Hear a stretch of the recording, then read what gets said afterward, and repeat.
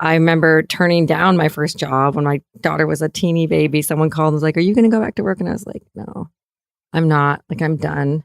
And I'd always been like, yes, yes, yes, yes, yes. Once I had her, though, I was so content with what that was, And I don't know, I just was happy. And I also just enjoyed in my children and still do. We're really close.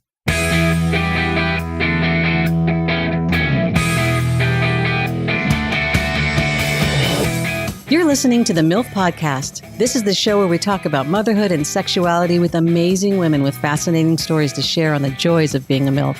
Now here's your host, the MILFiest MILF I know, Jennifer Tracy. Hey guys, welcome back to the show. This is MILF Podcast, the show where we talk about motherhood, entrepreneurship, sexuality, and everything in between. Today on the show, I have costume designer Allyson Fanger. I had so much fun going to Paramount Studios and going to her offices there where she's on the set of Grace and Frankie to have our chat. It was really phenomenal. And she greeted me looking fabulous with her gorgeous mane of hair. And we walked through just racks and racks of costumes and clothing. So it was really cool. And without further ado, here is my conversation with Allyson Fanger. Hi, Allyson. Hi. Thanks so much for being on the show. Thanks for having me. This is really exciting. I love being here in your wardrobe office. Thank you. It's very cool. There's lots of clothes here. Lots of clothes here. Actually, as I was coming over here, I was a little self-conscious because I am not at all a stylish person. Disagree with your fabulous hair. Thank you. Well, hey, I have someone who does my hair, so I can't take credit for that. Okay, And I'm really lazy about styling it. But like actual clothing, I'm not very good at it. So I was like, oh gosh, I hope. No, you look great. Okay. You look great. That was not efficient for a compliment. I know what you do. So I kind of want to start from the beginning. Okay. So you're from Minneapolis. Yes. You grew up there all through high school? Yeah, I grew up there all my years. I think I moved there when I was 5. We moved there when I was 5. Oh, wow. My parents are both from the East Coast, though. Okay. So my mom grew up in Brooklyn, and my dad grew up in Connecticut. So I feel like I never have felt, when I grew up in Minneapolis, I never felt like, well, I just thought that's all I knew. Right. But I was like, I'm hockey. You're like, I'm a Yankee. I was like, I'm not, I don't understand, but okay. Like, it was never like my place, really. Yeah. Which I didn't realize until I left and moved here. And then I was like, oh, my people, right away. So you graduated high school there and went straight to Boulder? Yeah, I went straight to college, to Boulder. And then after Boulder, I didn't really know what I was going to study in college. I ended up studying anthropology, social anthropology. Ooh. Yeah, because I was just very interested in character and what makes people tick, like what makes it behaviorally. And even though it doesn't seem like it should help me now, it really does, because so much of what I do is, of course, storytelling and character building. And yes. Character choice motivations through clothing choice, which is so defining, really. Yes. I mean, it's like, so it's the first thing people maybe will register aside from like hair. It's the visual choices that give you clues to who you're about to encounter. So when I walked in here, what was your first read on me? Great hair is what I was thinking. I was thinking, she looks lost and has a lot of equipment. She must be here for me. So I saw you. Bingo. Yeah. But it really does. It informs so much. Yeah. So anyway, it's helped me a lot. But after college, I didn't know what I wanted to study. I didn't know this job existed. I grew up in Minneapolis. I had no idea. And I went traveling, and I traveled all over Southeast Asia, Indonesia, Bali, Singapore, Malaysia, India, went trekking in the Himalayas, wanted to do all of that. How long were you traveling for? I was traveling that sounds like almost a year. Okay. And then I didn't want to come home because I still didn't know what I was doing. And I loved traveling so much. Also has helped me so much in my work today. So happy I did that. It was the best thing I ever did. Went to London, was there for about another year, and turned 24 while I was there. And then I was like, okay, it's time to get, because I was waitressing there. I had a great time. Like, it was a really amazing time in my life. But came a time when I was about 24 where I thought, I think I'm ready to do something that's a little more solid. And I was trying to get jobs there, but I couldn't work there because of their work permit situation. Of course, And I was like, I'm just going to go home. So I went home, and then still didn't know what I was going to do. And I started, just hanging out in Minneapolis, which is an amazing city with a lot of artists and interesting artist types and photographers. And, and I started being friends with all of those people in Minneapolis. And a photographer friend of mine said, I was like, what am I going to do? I don't know what I'm going to do with my life. And he said, you should be a stylist. And I was like, what is that? I did not even know that it was a thing. And he told me, and I was like, that sounds good.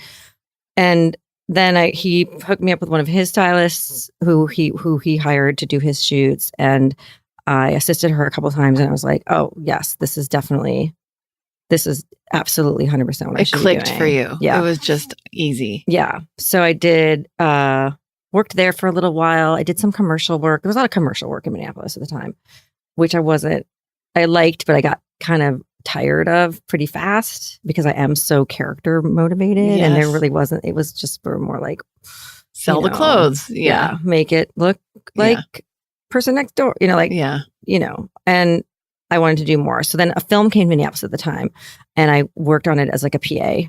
And I loved it. And then I decided to move here and start working, and I have not stopped. That's amazing. Except for when I had my kids. Okay. When I did stop for a little bit. Somewhere in there, you met your husband. Yeah. On a film. Okay. And he was a producer, line producer. Yeah. He was a UPM at the time. UPM. But yes, he was a UPM at the time. That for those not in Hollywood, that's unit production manager. Yeah. Which I don't even really know what that means, but that's what it stands for. It's the most boring job that exists on a film set. Except for like the medic. You just basically stand around craft services, eating peanut M&Ms. Yeah.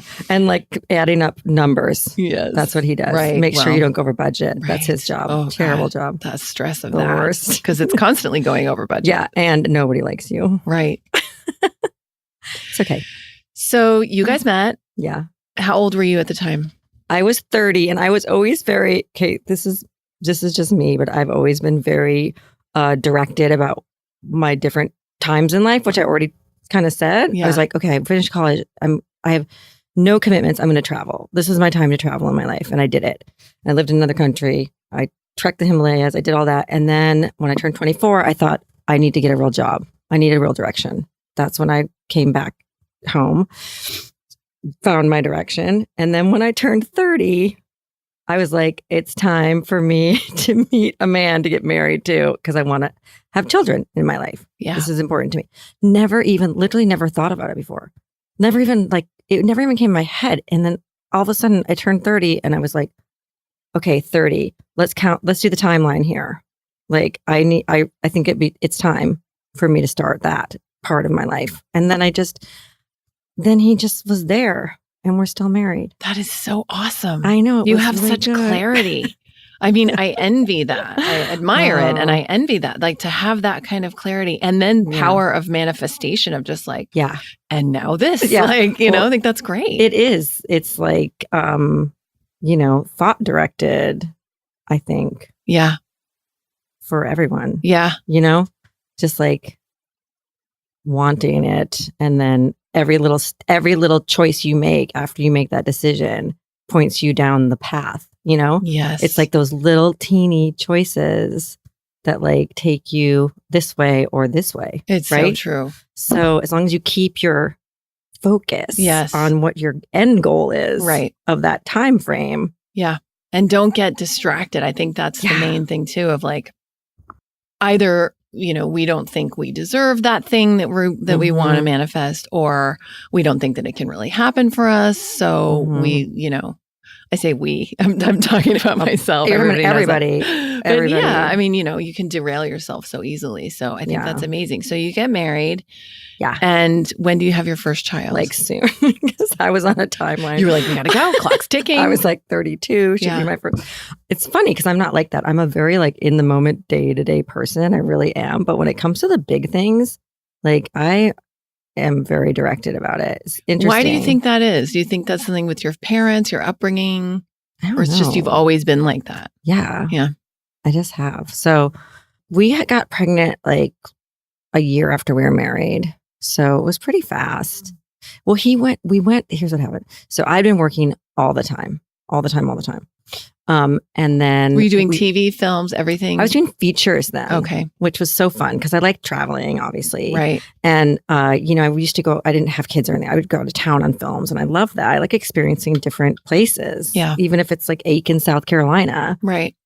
It's such a different world. Yeah. There's culture to be discovered everywhere. There's interesting culture. Yeah. It's its own culture. Yeah. Everywhere has its own different little Even weird West Hollywood things. to Santa Monica. Yeah. Totally. The valley. Or Echo Park versus, Yeah. you know, I know. Studio City or whatever. I Anyway, know. for those of you who are not in Yeah. LA, we're talking about different pockets of Los Yeah. Angeles. And there's so many. Oh, sorry. So you were traveling doing films. Oh, yeah. And I really like that. And then I went, right after we got married, I went and did a movie in Miami Beach, Florida. And I was there for, we'd be there for kind of a long time. I was there for about 6 months, I think. And then my husband ended up getting a movie also in Florida Nice. right after. Okay. And I thought, oh my gosh, we were just married. Am I going to go home now? And he's going to come here? That's kind Right. of sad. So I stayed. But then I was like, oh my God.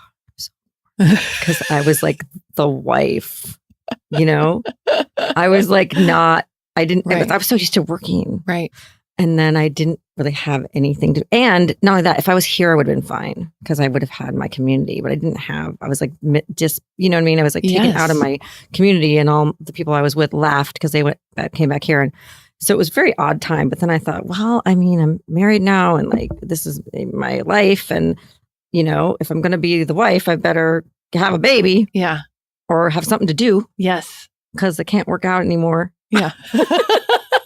I've done enough Stairmaster. Yeah, I was like, so I hope that's not derogatory to say wife like that, but like I just felt so kind of lost in my identity, No, I know what you mean. I Yeah. think there are women, I always use her as an example. My friend Marcy is like, it's like she floats on fairy wings, literally. Like I'll call her now, her kids are teenagers, and she's like, I'm going to teach my Harry Potter class. I'm going to teach my unicorn class. Like she teaches little preschoolers, cute. but she's not worked through her marriage. Mhm.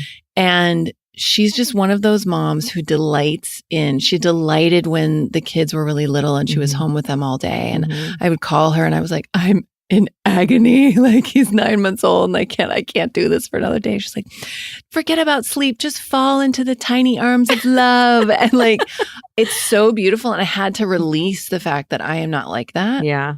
Yeah. And she is. Yeah. She just fully is. So I understand what you're saying. And I Yeah. just think we're all have different makeups. Yeah. No, I love being a mom. Don't get me wrong. Yeah. Once I had my kids, I was like, but before all about kids, my you were kids. like, I don't Before want to be just, Yeah, I just didn't know what to do Yeah. with myself. Yeah, I was yeah, just like, oh, Yeah. like I was just used to doing all the time. And I Yeah. wasn't. So then I got pregnant and then I stopped. I worked up until, I was like giant up until like 7 months. I was up on can't believe I did this now, but like up on the ladders up at Universal Costume. Oh my God. People be like, what are you doing? I used to wear the craziest things too. It was a long time ago. It was before there was like cute maternity clothes. Uh-huh. And I would wear just like tie-dye slip dresses and like just like crazy stuff anything that fit. Yeah. I never through my 3 pregnancies did I wear one stitch of maternity clothes, I have to say. Interesting. I just didn't. They were better ones towards the end. Mm. But during the early ones, because my kids are old, like my daughter's 20, there wasn't anything. So I just made it. Yeah. That's what you do. Yeah. I always looked good though. I'm sure you did. So then I remember turning down my first job when my daughter was a teeny baby. Someone called and was like, are you going to go back to work? And I was like, no, I'm not. Like, I'm done. And I'd always been like, yes, yes, yes, yes, yes. Right. Once I had her though, I was so content with what that was, And I don't know, I just was happy. And I also just enjoyed in my children and still do. We're really close. Me and my 3 girls are very close. And I was just like, I can't. And they're like, okay, fine. And then I just never thought about it again. Yeah. And then I don't know, my daughter was, and I really immersed into mom life. I really did. I was In what like, way? I just enjoyed it and involved and was like at the preschool PTA president person and, just like a little. And then one day it was like Halloween and I was in my garage and I had a rack with all their Halloween costumes on it. And I was like, oh my God, I have to go back to work. I'm annoying. Because you were carrying that into your mom. I was like, I'm an overachiever in Halloween right now. And that is just kind of tragic. That's awesome. And I think my creative outlet is calling me back. And then kind of shortly thereafter, and I had said too, another thing I said was like, if I'm going to go back to work, it's going to be on television and multi-camera because that's the easiest schedule for shooting for kids, which I then ended up getting that, which is amazing. And did those for many years. And then, and what was your first show? Sorry for interrupting. What was your first show back? This was not a multi-camera, but it was, there's a show called 10 Items or Less. It was for TBS. And it started as like a pilot presentation. And this was my friend Evie, my dear friend Evie, who I met. She's a new mom now too. She's so great. I met because she came and was Dorothy at my oldest daughter Ella's birthday party when she was 3. She came and I couldn't let her. I was like, no, I didn't want to get those Dorothy costumes from like, I didn't want to hire like a Dorothy straight out of the box because sometimes they're a little. Oh yeah. So I got went and rented like Hollywood Boulevard. Yeah, a little like smelling like booze. Yeah. Boozy Dorothy. I've been to a party where it's like that Spider-Man is so loaded, dude. I mean, really bad. The kids are so little at that point; they didn't really know. We were all like, "I know." The moms are like, "Oh, get the weird Don't Elmo use away from Craigslist." us." It's a little threadbare and a little smelly. So I was like, and that's when I was like full. Like, I mean, going back to work really chilled me out a little bit. I think I was a little much. I would, I was like, had to have everything be like so perfect as a mom, which is a little, can be a little much. But so I went and got like the Bob Mackie Dorothy costume. Nice. We like went and had a fitting at EC2 and got a really great Dorothy costume. And she came and she was just like the magical Dorothy with the most beautiful voice. And my daughter, and then she became part of our family. She was a friend of friends of mine. She's an actress, friend of friends of mine who I found because like, who's a great actress who could come do this, be Dorothy? And they were like, oh, Evie would be perfect. And I met her and we fell in love. And then she started like helping me with my kids sometimes and being part of our lives. And we didn't tell Ella until she was like 15, though, that Evie was Dorothy. At her party, she really thought Dorothy had come. Not when she was 15, right? But like for many years, we're like, don't tell her. It was really sweet. And now Evie is a mom, also a new mom, a single mom. She's amazing. Okay, yeah, I talked her into having a baby. I was like, you got to have a baby. She really wanted one. That's awesome. And I'd love to hear her turning story. 40, and she was like, and I was like, you could just do it. She's so happy now. It's so sweet. Yeah, she's great. I know. Anyway. Wait, now how far apart are your girls?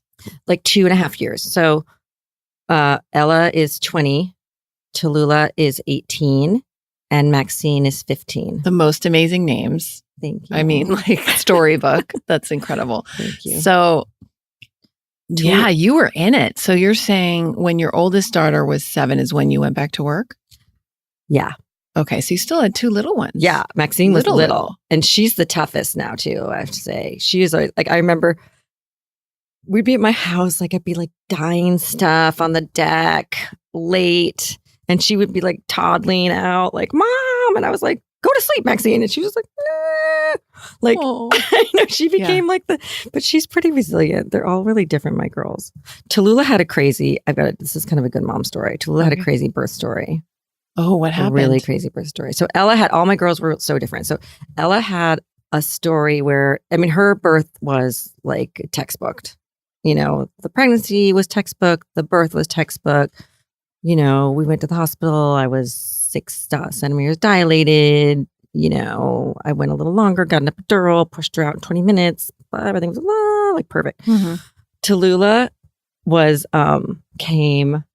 We're at home. My husband was doing a movie like 2 hours away. He came home because I thought I was having contractions. I was like 2 weeks early though, so I wasn't really sure. And so he was like, I'm just going to come home just in case. And we go to the doctor. The doctor's like, you're not in labor. Go home. You're fine. He can go back to, he was like in Trona, like 2 hours away, doing like Planet of the Apes. And I said, okay. So then that night he said, go home, take a bath, have a glass of wine, whatever, which I did. I hated the bathtub though. I was pregnant. So I got out. Anyway, so it changed. And I was waiting for the 5 minutes apart for an hour. An hour? Is that what they tell you? Right. 5 minutes apart for an hour, I think. I was waiting for that before we went to the hospital. But once I got 5 minutes apart for an hour, my labor was just started slamming. Like I probably went from 3 to 10 in like 10 minutes or something.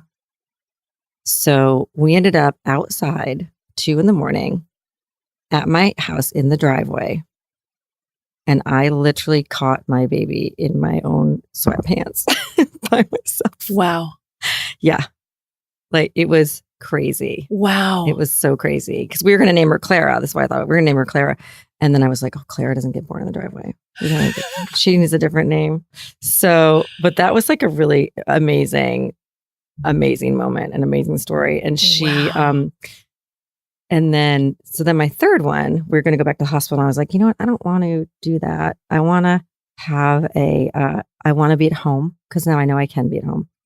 And I want to have people around me because I felt kind of alone, and even though it was like amazing, it was like a little bit traumatic. I was thinking how scary that must have been. It was not really, knowing how it was going to turn out when doing it in the driveway and having that. I know. Like, I was standing.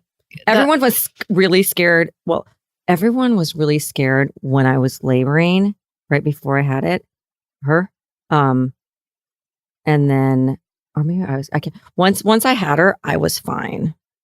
Before that, it was it was pretty intense because there wasn't like any calming elements involved. It was just like, I was like panicking a little bit, so makes that labor worse. Although it's easier to labor, just like you were saying earlier, it's like nice to meet people in their homes or their workplace because they're more comfortable. Like I found that my labor when I was home was easy. And when I would get to the hospital, I was like, and that's why I think when we started talking about it, my husband really wanted to go to the hospital because he was like, that's not happening again. Right. I was like, there's something in me just was like, no, I don't want to go to the hospital because once I get to the hospital, that's when it starts to feel bad. And so I didn't want to go and we didn't. So I was home and I had like 8 girlfriends over and we had the baby. All of us. I love that you say that.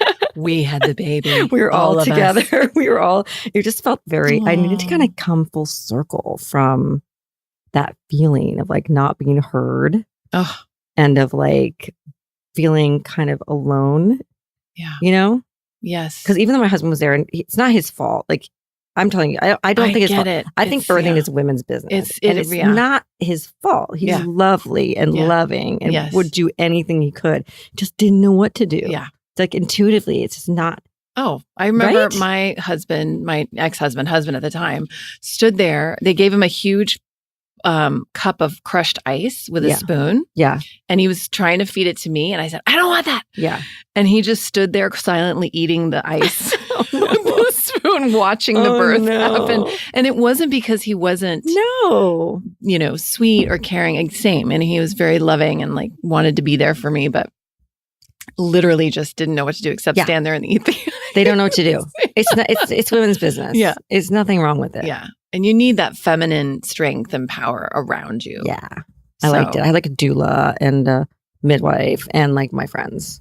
And did you ultimately give birth in your bedroom? May I ask her? Okay. Yeah. That's so awesome. It happened really fast again.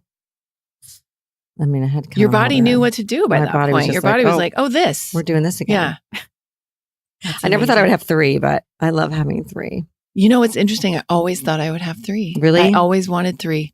Oh, I have 1. You still could. Yeah. I'm 43. I'm almost 44. That's okay. That's not too long. We'll see. Maybe they'll come through in other ways. Yes. But Okay, so you're back at work. You're working on a TV show, Evie's TV show. Oh yeah, so Evie was the one. Okay, we totally digress. So Evie was the one. That's okay. Those are the best things that come from the tangents and the digressions. Good. Yeah. Evie was the one who was like, oh, my friends are doing this show, and they want me to do the costumes. They want her to do it, and she was like, I don't know what to do. Can you just do it? There's no money. It's like, but can you just do it? There's no money, but can you do it? Yeah, she's like very little. Right. I'm not going to say the number because it's stupid, but like it was just not a lot of money. Yeah. And she was like, can you just do it? Just, and I was like, okay. Only because she had been so amazing and lovely to me so many times in so many ways. I was like, she's asking me for something now, and I'm going to say yes to that because I love her. And she was in the show as an actress? No, she was doing the casting for it. I see. It's like, but she was also wanted to do the costumes. But it was like a pilot presentation. Right. Which turned into a show that ran for like 4 seasons. That's great. Is what happened. Right. So it's TNT. So that's how I kind of got like back in it. But it was great because it was like just a few episodes, like 8 episodes. And it was the only show I was doing. And we'd do them like, I would do 8 episodes and then have like a lot of time off, you know? And then go back. And it was so busy. So I went back in kind of like slowly. Now I work all the time. Then I got kind of into, I did a show for like ABC Family when it was ABC Family called Ruby and the Rockets. Then I ended up doing more shows for ABC Family. And I worked with them quite a bit doing like multi-camera stuff until I kind of started working with Marta. Just for our listeners, when you say multi-camera, you mean... you mean like not a sitcom? No, a sitcom. Multi-camera. I'm sorry. Yeah. You mean a sitcom like with a live audience? Live audience, exactly. Those are fun though. They were super fun. And they only shoot like 2 days a week. Yeah. Which is why the hours are manageable. Yes. This is shoot hours that will kill you. Yes.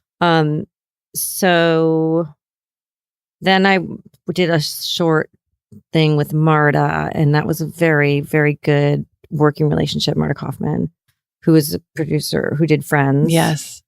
A little show called Friends, you might have heard of. And is this show, this is her show, right. Grace and Frankie. So that was a really good relationship. So then when this show came up, she asked me to do it and I jumped on it. So great. Yeah. So you styled on Friends? No.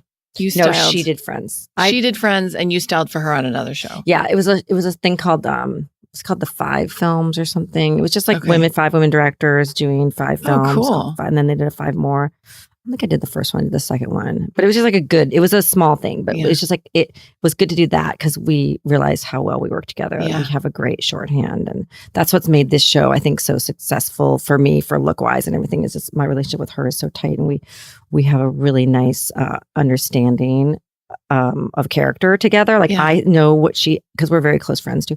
I just understand what she's saying about a person almost immediately, what she wants to say through clothes, almost all the time. Not all the time, but like a lot of times. So most of the time, especially the main characters, That's huge. Yeah. It's such a huge element of storytelling, as you were saying. Yeah. There are many, many paintbrushes that make up a something that you see on the screen. Mm-hmm. And that's one of them that's so crucial. So you start on Grace and Frankie, which I want to talk about the show a little bit, but I also want to talk about you having 3 teenagers while you're doing 3 teenage girls. So you're on this show, which by the way is an amazing all female cast. I mean, I know there are men in the show, but it's female leads and it's female driven. The narrative is female driven. Jane and Lily. It's icons. Yeah. And older people. I've had other interviews. I've had people ask me. I had one person ask me, who do you look to for inspiration for their looks as older women, female leads? And I thought for a second, and I hadn't thought about it. And I thought, you know what? There was nobody. There were no female-driven, female lead over 60 women that were the leads of TV series. Since like the Golden Girls. Yes. There weren't any. And I was like, there was no one to look towards. So this is huge. Yeah. That this is happening. Yeah. Yeah. On so many levels. And this is, again, and you asked me when I came in before we hit record, I was telling you a little bit about why I started the podcast. The idea for me that culturally in the messaging that we get is that, oh, well, you know, as you get older, you're not really allowed to be sexual. You're not really allowed to be fully feminine or, you know, embrace that part of yourself. And I'm not talking about aging at all, because we all age, and how we choose to deal with that is whatever. Like, but I am talking about embracing that. And like, you have a cast full of MILFs, you know, that are like, they're just, there's a confidence that comes with that wasn't, you know, the case in the 80s, or like when the Golden Girls was on. I mean, that age group, which is probably the same age group now that's represented here. I don't know how old the Golden Girls were, but look at the difference. Well, they made them look like grannies, They so made it's hard them to look say. like grannies. Yeah. They probably were around the same age. Yeah, or younger, but they looked like old grannies. Yes. Yeah. The weird, short, Yes. frizzy gray hair. Like with the perm or whatever Yeah, they do, the the set in the purple hair. rollers. Like, Yeah. Ha, the grannies. Yeah. You know, which is like, this couldn't be more different. Couldn't be more opposite. These guys are like, I never even thought about their age when I was conceiving of their looks. I really didn't. I just thought about what kind of people they were, you know? And and the whole story is about them being rebirthed. Yeah, exactly. Like, oh, our lives are not what we thought they were going to be. Yeah. Surprise. And we're in our 70s. And we're going to keep putting one foot in front of the other and reinvent ourselves. Yeah. And that's what's been, I think that's what's hit so hard for everybody and is so amazing about the show. But as a mother doing this show, I have to say, being on this show, having Marta Kaufman as the showrunner, and having a lot of female writers and a lot of female directors and female leads, is that I never don't take a phone call from my kids in that fitting room. And they all know it. And they're fine with it. I always put them on speaker though. I'm like, I'll answer, but it's my kid. I'm going to answer. And I say, hi, you know, Ella, I'm in a fitting. You're on speaker. And they're like, oh, okay. And then they'll be like, can wait, or they have a quick question or whatever it is. I never don't answer my phone for my kids. And if there's a volleyball game, I go. I go. I do. And I say, I'm going to go to my kids' volleyball game. And they're like, okay. Like, it's like, because you're around this group of, they get it. Yeah. Yeah. The guys too. Like, it's like a great generation. That's great. Yeah. Like Martin and Sam. Yeah. They're, you know, they've got a perspective on some people in production can get like, it is life or death. Like, we're, you know, like, oh my God. Yeah. But like, I'm like, it's not. Yeah. And we're not doing brain surgery here. Yeah. Like, it's a TV show and everybody's going to be okay. Yeah. And I love that about this show, That's that great. I can do that. And I feel really blessed. That's so important. So I've always made my kids to know that they are the priority, no matter what with the work, you know, and they're really proud of me. And like, you know, I know they are, and I know they like to come to my stuff. Like, they just came to the Costume Designers Guild Awards with us, and they come. Oh, right. You were just there. Yeah. Tell me about that. It was fun. That must have been amazing. It's Did so you win fun. an award? No, I didn't win. I got, Okay. I mean, it's fine. But wait a minute. Versace wins. I know you're all very the time. humble. So you're, but so Kimberly, she was like, oh yeah, and she was nominated for an Emmy. I'm like, what? That's amazing. I know, it was great.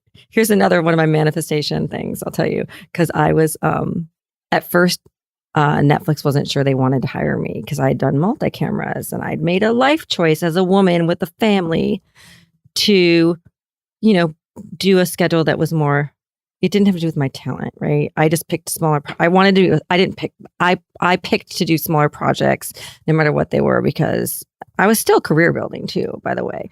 And so that fit also, but it also was less hours. So they didn't feel like my body of work. I'd worked with like a lot of teenage stars and stuff. They're like, how's she going to handle Lily Tomlin and Jane Fonda?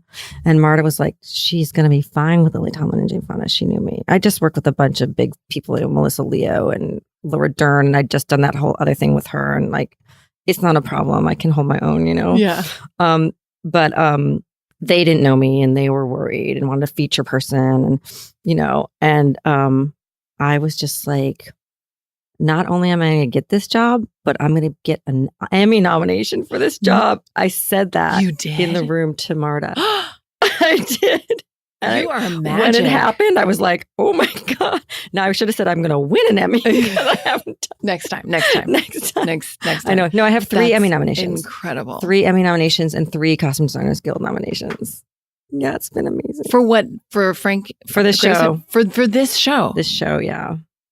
It's killer. Well, it's like I've made a new character, you know. Frankie especially is we haven't seen her before on TV. And she's like this combination of like my mother-in-law and, you know, like other kind of strong women, like my travels. I said, my mother-in-law is not my mother-in-law. Well, my mother-in-law, yes, who is not with us anymore, but her stepmother was Dorothea Lange.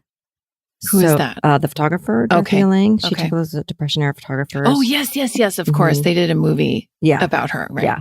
And she had all this jewelry from when I met her. She wore these like crazy muumuus and had all this jewelry from I went in her bedroom. She had this armoire, like a giant armoire, and every drawer was filled with all this crazy ethnic jewelry that Dorothea had brought her back from her travels as a photographer because she traveled all over the world. Oh, So that was part of my like character inspiration for Frankie. Yeah. I said Frankie's definitely got one of those big armoires Yes. in her bedroom with drawers filled with jewelry. That's been a huge part of her character. yes. You know, so it comes from everywhere. So cool. But yeah, the show's been amazing. And my my creative director, Sarah, who knows I'm here, she's been all week. She's like, oh my God, Friday can't come soon enough. She's like, she follows you. Okay. And she's like, I'm obsessed. Like I drool over every post that you blah, blah, blah. Oh my God, I love it. Yeah. Oh, that's so great. It's because it's really innovative, you know, and it's just, it's amazing what you're doing on the show. And Thank you. It's like also art lady, like login look, layered look, yeah. you know, like that European art lady. Yes. So a lot of people think she's straight up bohemian. And I'm always like, not really. Yeah. Look for the weird geometric shapes. Yes. You know, and the Yes. like foam core, chunky, I don't know, you know, like necklaces and then like asymmetrical hems. Now, speaking of jewelry, I want you to tell me about this ring, this my ring. fabulous Oh my ring God. that you're wearing. This ring's been worn in every show I've done. So funny because someone always in a fitting room, if someone says to me, like if we're doing an outfit where it needs a little something, a little extra, That's the ring. I'll be like, wear this. Or they're like, I So love it's your an ring. animal. I can't It's a tell. panther. It's a Well, I can't get it panther. off right now. No. I just like, oh my God, it's fabulous. It's like a panther crawling up my finger, basically. And it hugging looks my like finger. emeralds animal or diamonds or Oh yeah, but it's costume. oh, It's not. it's better because in case it gets banged around. Yeah, it does. But it's beautiful and very you. much a statement piece. Yeah, it's Alexis Bitar. Spitar. Alexis Bitar. Oh, that's the designer. Bitar. Yeah. Yeah. Alexis Bitar. Alexis Spitar. We'll Yeah. have to put her in Yeah, the show good. notes. He's good. Good costume pieces. Okay. Yeah. Okay. Yeah. Awesome. Thank you. So you have 3 girls. 2 of them are in One's in college. One's a senior in high school. Yeah. And one's a freshman in high school. Yeah. Yeah, it's a lot. That's a lot. It's a lot. They're good girls, though. I'm really proud of them. I am. They are well spoken and mature and can look people in the eye when they talk to them. And they're respectful of me, which I never tolerated them not being respectful of me. You know, Yeah. Oh, it's huge. because the teen thing is, I mean, my son's 9.5 and it's already starting like that Yeah. sass and that, you know, it's just, I know it's individuation. exactly. But It I'm is. like, oh no, I know. no, hell no. I know it's part of it, but they can individuate and separate from you without being rude. assholes. Yeah, totally. I mean, not in their heads, but like I say, like don't talk to Yeah. me like that. Yeah. You know. But I feel like I've done a good job. Knock Yeah. on wood. Yeah. They're good, and they're all care about school, and you know they know that there is a certain expectation of what they can do. I don't. All my girls are so different. It's hard to describe how different they are, but they all have really different, strong strengths. So I would never expect Tallulah to do the things that Ella's done. I would never expect Ella to do the things Tallulah's done, but whatever I know is their strength and their passion, that's something that they're very good at. I do expect that they achieve to their highest degree of that particular thing, whatever that is, right? So it's not like an across the board thing, like everybody has to do this. That's not, but like find your thing. Right. That's the other thing that I've found has been really important in their lives is finding their thing. Oh, yeah. Like have your thing that you're good at. Yes. Because that's where you get your validation then. Absolutely. And not from and like, that confidence. Yeah. Yeah. Not from the wrong places. Yes. You know, like girls growing up in Hollywood, I was like, oh gosh, if I can have 3 girls in Los Angeles and no one has an eating disorder, I will feel like a successful person. Yeah. And so far, 15, they're okay. Because I was like, really nervous about that. Because like that, I think that was like a thing though, like in the 80s when I was in high school. 90s. And 80s. the 90s. Yeah. Late 80s. For sure. Late 80s. I graduated like 83 from high school. So like, it was like a thing. Oh yeah. Like everybody. It was like a trend. Yeah. Well, and then again, it came back, I want to say like a decade later when the grunge thing came in and like the heroin chic was the thing, you know? Yeah. Is it not a thing anymore? It's not really a thing anymore. Is it now? I don't think it's the Kardashians are more of a thing now. Anymore. I don't know. Having like a thing. big badonkadonk is a thing now. I think it is a thing. I think that is a thing. I don't know what's a thing because I just don't. And you have a boy. And I have a boy. He's very sweet. He has a crush on a girl at school. He would probably die if you know. I'm not going to say. I won't tell him. But he's very respectful. That's good. Boys are good. Boys are like sweeties. My friends with boy children are just like, they just love their moms so much. He's very sweet. I just have to be careful about making him, I need to give him more to do. Like I want him to be independent. Oh, he's still pretty young. He's still pretty young, but it's a little bit too much like, Mom, can I have lemonade with crunched up ice instead of crushed ice? The refrigerator's right there, bro. You know, I don't talk to him like that, but I always end up getting it. And I'm like, why am I doing this? He can get this for himself. You know what's funny? I only do that with my oldest one. Interesting. I can't let it go. Interesting. She's 20. Interesting. I'm like, what am I doing? It's a habit then, it's maybe. Terrible. Yeah. I think it's energistic too. It's a habit. It's also the first child. But I think energistically, like there's different interactions between different people. Yes. Whether they're children or not. I found that from the minute they were born, I felt slightly differently about each of them. Not in a bad way. Right. Just like a different way. Yeah. We had a different dynamic. Yes. Right. So I don't know what it is, but I think a lot of it is the oldest child. But I'm that like, makes oh my me feel God, better. Stop with her. I mean, are you trying to cut her meat? Like, what are you doing? She's 20. And I'm like, it makes me feel good as a mom. Like if I am home in the morning, I still do like, even though I know my kids are entirely capable of getting up in the morning, making their own breakfast, making their own lunches, getting out the door. If I am home, which is not all the time anymore, because sometimes I have really early mornings, I'm like, I'm going to do my mom thing this morning. I did it yesterday. I was like, I don't have to be until like 9:30. I'm going to do my mom thing. I'm going to make your breakfast because I love doing it. So nice. I love doing it. It's also nice to know they can do it themselves. Right. Yes. But the other thing I want to say about having kids in my business and being a working mom is that they have kept me so relevant. I was thinking when I was thinking about the Kardashians because they are like up on all the latest. Yes. I'll be like, Maxine, what are the best jeans right now for like, you know, a certain age group? It's like close to her. And she's like, oh, Mom, you got to try these. She's on it.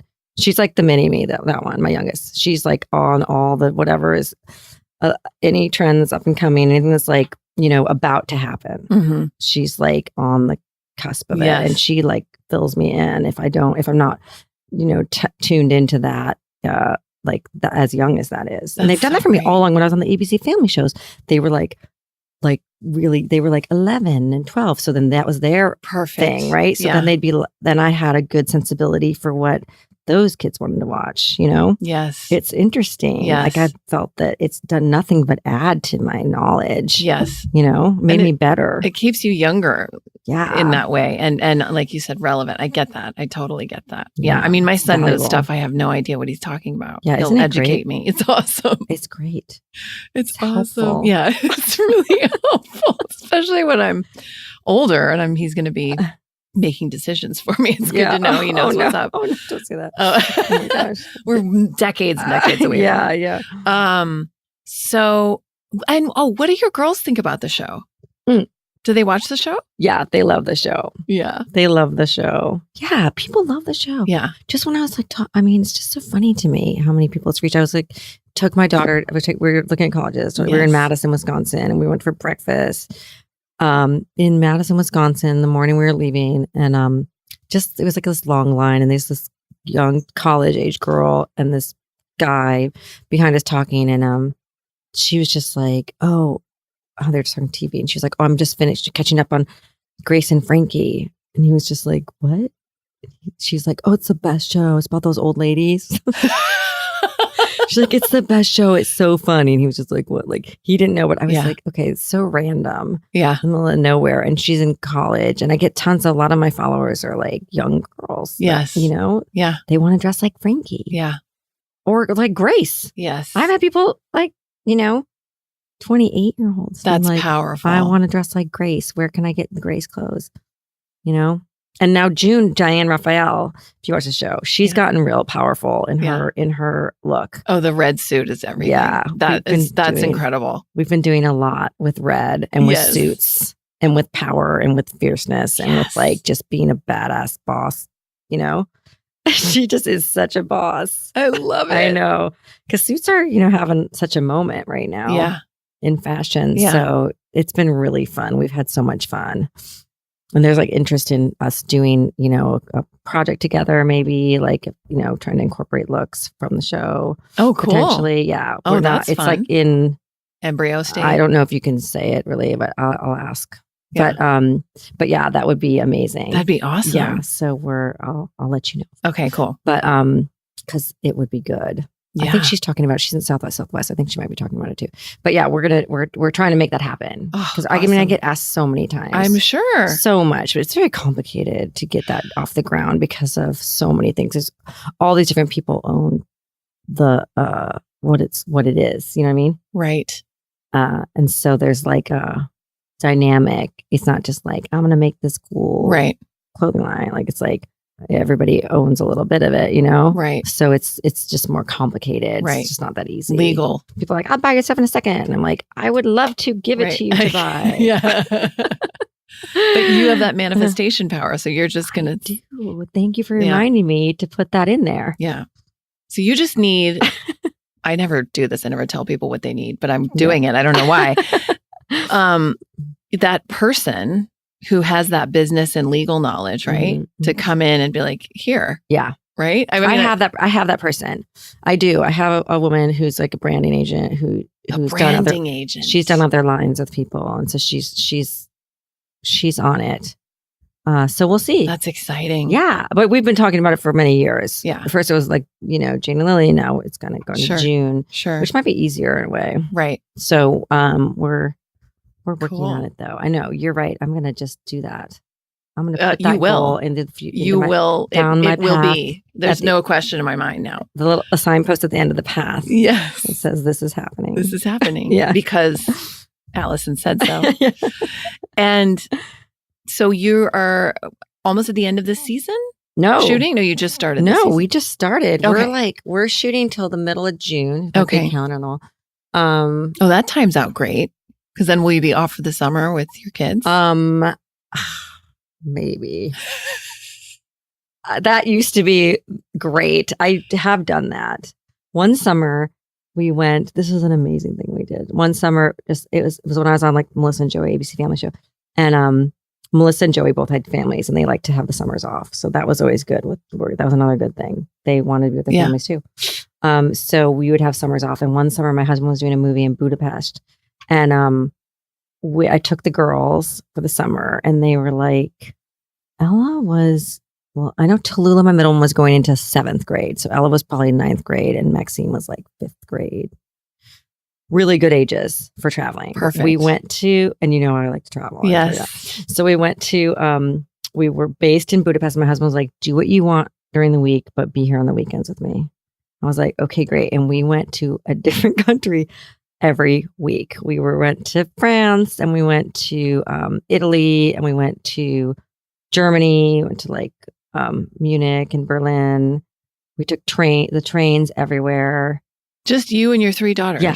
That is bold. It was That is amazing. Crazy. I'm so impressed by that. It was amazing. And it was so, and they remember it because they were old enough. It was, and they were old enough to all carry their stuff and walk with me. You know what I mean? Yeah. But there were some times where I was like, there was a time, the train system is crazy. Where like, they're just like, get off the train, it's stopping. We're like, what? We didn't know where we were. Yeah. But you figure it out. You work it out. And that's one of the things that they really learned that from me a lot. They all have the travel bug. My daughter is like, my oldest daughter is never home anymore. I'm always like, are you ever coming home again? Because she always travels. Every time she's got an opportunity, she takes it to go.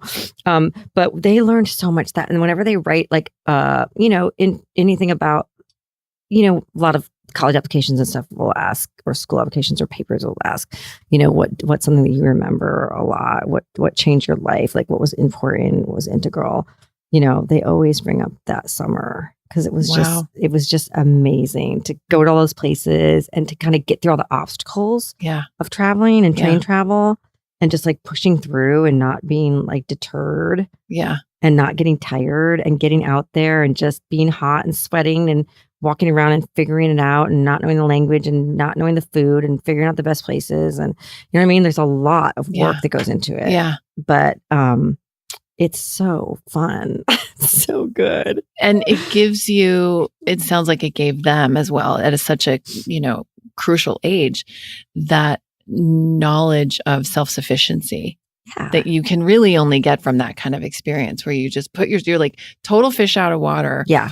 And at the end of the day, at the end of the week, at the end of the trip, you're like, oh my God, I survived that. Yeah. Like I did that. And didn't even think about not surviving. And you just figuring it out. Like what's the worst thing that can happen? Right. I get would be lost. to them, like we were on that weird bus. Like when we had to get off the train in Germany, like we were I was pretty freaked out. I was with my kids and I was like, we didn't know where we were. I didn't know where we were in Germany. And we had to get off the train and then onto a bus.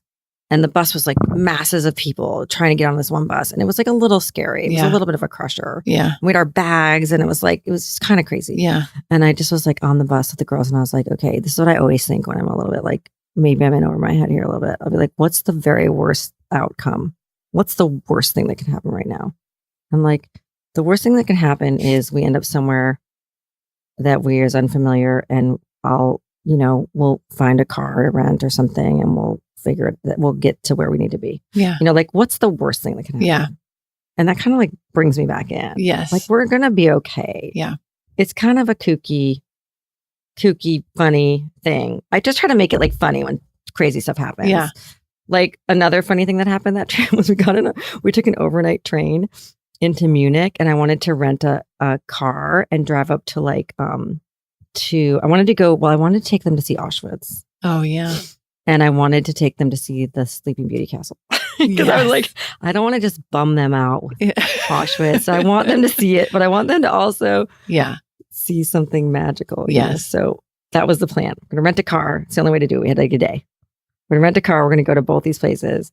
So we get to the car place and I forgot to ask for an automatic car. And I haven't driven a stick since college. Oh dear. And then they're like, well, do you want the diesel stick? I was like, I probably figure it out. Okay. Oh. And they're like, I got a diesel stick. Oh no. Oh my God. I could not drive it. It was smoking. I drove over a curb. Oh my God. This guy pulled up. He's like, your car's smoking. And my girl's like, Mom. And I just pulled. I was like, I'm done. This is it. We're done. I pulled over. I got out of the car. I was like, called the car company. I was like, you got to come get the car. Yeah. I can't drive this car. Yeah. But crazy things happen. But I love that they have those memories. Yeah. And that's a great story. Funny things that happen and how you deal with it. You just go, okay, Uncle, guess what? We're not going to Auschwitz. Yeah. We went to the castle. Yeah. I wish I'd brought them to Auschwitz, but they did see the castle. We went to the castle. Oh, good. Yeah. The Sleeping Beauty castle. Yeah. That's amazing. Am I making you want to travel? I really, yes. Marcy, my magical fairy wing friend that I had told you about. Yeah. She's taking her kids to Europe this summer and she's like, please come with me. It's her birthday. She's having a big birthday. Oh, I really want to. I don't know if I can. I know. And today, just on my way over here, she's like, and I got this Venice Airbnb. It sleeps 7. And she's like, you could bring blooms, my son. And I'm like, really thinking about it. You should go. I know. I'm You really should and go. just how you said like the perfect age. He's about to go into 5th grade. He is the perfect traveler. He's a really good traveler. Yeah. Like I took him to New York for the first time a couple of years ago, and he loved it. We stayed with friends right on Central Park, and he just thought Central Park. It's like the greatest thing ever. He was like, dude, you live here? Like you go here every day? And his little friend was like, yeah, bro. Like this is it, man. Like, and they just spent hours in the park. Hours and hours. So And it was great. beautiful weather. So great. You should go. Yeah. Scott's Cheap Flights. Do you know about that? No. There's this thing called Scott's Cheap Flights. And you Okay. can register. I'm like, register, and they have like deals that come through and really good Europe deals. Ooh. Yeah. They're like different age, like different date brackets. Okay. You have to be willing to be like, yes, we're going then. But if Yeah. you know what dates she's going, Yeah. you could just like look on it. Right. They just And when put- I could make it around the same time. So we Yeah. got there a couple nights early. We would just go to Paris or something. Yeah. Yeah. Just go to Paris. Yeah. Scott's Cheap Flights. Okay. Telling you. I'm going to check it out. So, okay. Yeah. I know we've been talking for a while. I'm just going to check. Oh my God. Perfect timing. Yeah. So now we've come to the time where I ask you 3 questions that I ask every guest. And then Okay. we go into a fun lightning round of questions. Oh, whoa. Uh-oh. Everyone gets nervous. I'm It's so it's a nervous. Silly question. There's nothing. Okay. You're gonna rock this. Mhm. What do you think about, Allyson, when you hear the word MILF? Oh, well, now I think about your podcast. But before, Ick.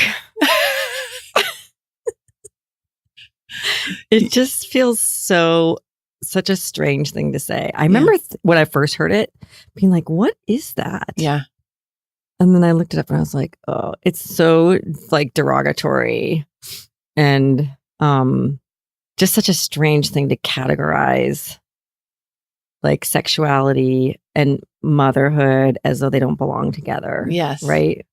That was right. that to Like me, it's a that's circus freak show. Yeah. I was like, Yeah. ew. That's why I said ick. Like Yeah. to me, it's so incongruent to everything I believe in. Like Yeah. I was like, ugh, it's just like disgusting. Mm-hmm. It's like objectioning. I mean, objectifying, obviously, and Yeah. like circus freak show. Yeah. Agree. What's something you've changed your mind about recently? Oh, Michael Cohen. Great answer. Just in the last 2 days. No, what else? I don't know what else. Give me some idea. Well, I mean, you are a person that seems very clear on things. Like Yeah. you're very definitive and decisive. So maybe you don't need to change your know. mind. I did change. I like Michael Cohen. I a little Yeah. bit. I was like, maybe he really is trying to do the right thing now, Yeah. but maybe not. I'm trying to think of like a clothing reference I might have changed my mind on, something I don't like that now I like in clothing, but pretty straight up on that one too. You know what you like. I've come around to jeans that don't have stretch in them for my characters. Interesting. Yes. And is that trending more now? Jeans that don't have stretch in them? Yes. Yeah. Yes. Yeah. Because it was like all about the stretch, but those get a little mooky, a little They like get- gummy, a little. I just gave away, well, I Yeah. have in my trunk to give to all my girlfriends in dance class. I would bring it. Yeah. I have like 12 pairs of jeans, like same. They're Too like much- 2 years old. Yeah. And they were great when I first bought them. And now they're just kind of like the waistline is, Wingy. yeah, like elastic that's worn. Yeah. And elastic is bad for the environment anyway. All that elastic that they put in those jeans is bad for the environment anyway. Really? Yeah. It's basically like plastic. Yeah. Makes and sense. the yeah, so and I think the fit is better and it stays better Mhm. because Maxine told me about these jeans. Knower of all things fashion. Maxine. Yes, Maxine. My girls here are always like, what does Maxine say? I love it. I know. That's amazing. I know. These jeans that are like kind of like old school shrink to fit Levi's, they're like you actually buy them super tight.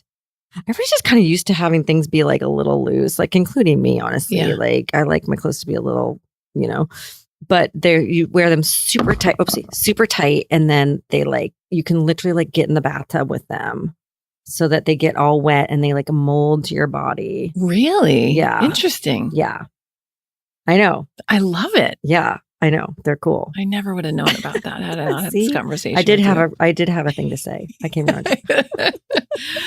How do you define success? I define success as being able to be true to yourself and happy in your heart and good to the people around you and accept love and give love and be respectful. I think it's so important to be respectful to the people around you so that you get respect back. Like, yes. I just like everybody who works for me, I'm so grateful to them every day for all of what they do. I mean, I'm like that with that's how I am. I'm a mom with my work people too. Yeah. Like with my kids, I never get mad at people. I'll get like disappointed. Right. You know? Right. Like, but I'm not a yell. I've never been like a yeller or like anything. Like I respect whatever, everybody's working hard. Yeah. As long as you work hard, I'll respect you. Yeah. And I think that success is just, gosh, knowing that you've been true to your own self of what you want in life, you know? Like that's, to me, that's the best, because then you can just wake up every day and feel like I'm doing it. And some days you wake up and still feel crappy, even if you're doing it and you feel tired, whatever, but like you get up and you keep going and you just feel like that you're respecting yourself and your own needs and your own wants and your own desires and your own goals. I think should never like be afraid of your goals. Well, I'm going to add a question that's just for you. It's the Allyson Fanger question. What's your next big milestone goal? If you want to say it on the podcast. And you can come around. You can think about it. I know what it is. You're not sure you want to say it? Okay. You can tell me after we stop recording. Okay. We'll leave it as a teaser. Okay. Okay. Lightning round. Okay. Ocean or desert? Oh gosh, that's such a hard one because I love them both so much. I love all of nature. I can't answer. Okay. I'm so fed by nature. Nature's where all beauty stems from. All what I do, aesthetics, is all from nature. Every clothing piece is from nature to me. I get fed from nature. I love the desert. I love the ocean. I can't answer. Favorite junk food? Oh my God. Cheez-Its. Oh, yum. Yeah. They make me feel bad though, so I don't eat them. But they are deliciously crunchy, salty, cheesy. They're so good. Movies or Broadway show? Oh, gosh. Again, hard one. Love them both. I love a Broadway show. Me too. Yeah. Daytime sex or nighttime sex? Nighttime sex. Texting or talking? I prefer talking, but I do more texting. Cat person or dog person? I have both, but I'm a dog person. But I have a cat. I love that you had to explain it. I have a cat, but he is a mouser. He has a job.